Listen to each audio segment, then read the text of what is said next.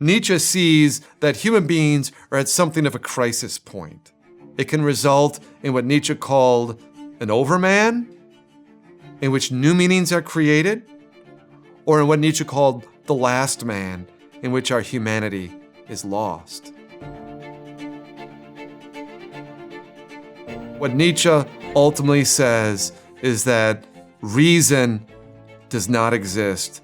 We don't know reality, we create reality. To create values, as Nietzsche puts it in Beyond Good and Evil. In fact, Nietzsche tells us in Beyond Good and Evil that the ultimate philosophical activity is the creation of values. Nietzsche tells us that all morality is a tyranny against nature in the same way poetry is a tyranny against language. That is, the poet takes language and tries to put it into a controlled form of, say, a sonnet, in which you have a set number of syllables and lines. It imposes onto language a structure that then unleashes a kind of beauty and power. Nietzsche sees morality that way also.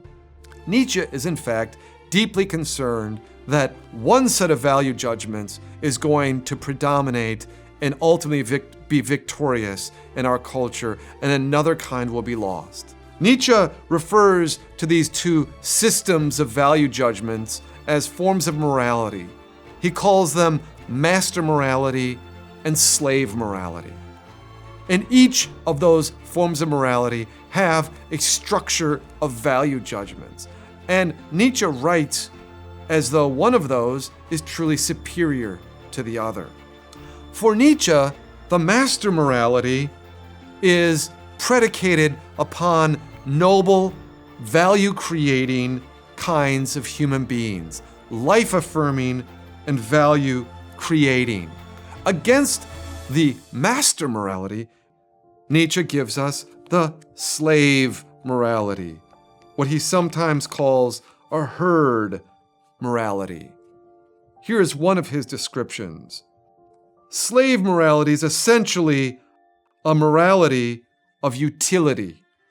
Here is the place for the origin of that famous opposition of good and evil. Into evil, one's feelings project power and dangerousness, a certain terribleness, subtlety, and strength that does not permit contempt to develop. According to slave morality, those who are evil thus inspire fear.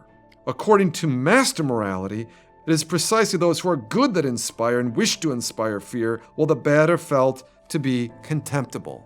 Let me paraphrase this. Slave morality is motivated by fear. In part, fear of the power of master morality. Nietzsche tells a story about this. The slave morality, in order to protect itself against the powerful, tries to reverse the values. Nietzsche calls it transvaluation of values. It inverts what Nietzsche regards as the natural order of values. In order to protect themselves against the strong, the slaves call power bad or evil, and they celebrate weakness and servility and humility.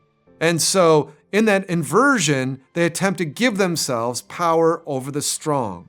It wants not to suffer.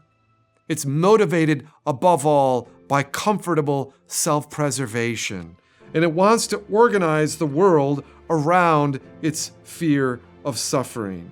This is the key to Nietzsche's analysis, because Nietzsche tells us that suffering is the condition for growth. The master morality seeks suffering. The slave morality seeks to avoid it. The desire to avoid suffering is a natural one. It makes sense. But what would it mean to be without suffering? What is the most terrible thought most human beings have? It's death. Human beings are aware of their death. Dogs and cats also die, but they don't dwell on death. They don't think about it. They don't get depressed worrying about when they're going to die. Nietzsche thinks that human beings often suffer greatly in their awareness of death. And it's this awareness of death that creates the horizon in which human beings try to live and think about meaning in their lives. To escape ultimate suffering means to not ever have to think about death. And to never think about death would require that human beings lack all self-knowledge. That is, it would mean that they become animals again. Nietzsche sees in modern culture, especially in democratic socialism, a whole institutional push to prevent people from ever suffering. And Nietzsche thinks that the end result of this will be what he calls the last man. The last man is ultimately no longer human. He's simply an animal concerned about basic biological needs. He's someone who no longer has to think about anything high. The master morality, then, Nietzsche thinks, is the person who resists that, will create some new values that will give something for human beings to strive for, to keep them human. At his core, Nietzsche is defending humanity. He's worried, ultimately, that democratic socialism and the modern project is going to debase us, will make us no longer human. We may not agree with Nietzsche's critique of Christianity, or his account of morality, or of the idea that we only create our own world, but we might see something very true in Nietzsche's worry about the end result of the modern project, what Nietzsche calls the last man. We might see in Nietzsche real warnings about tendencies in our own culture.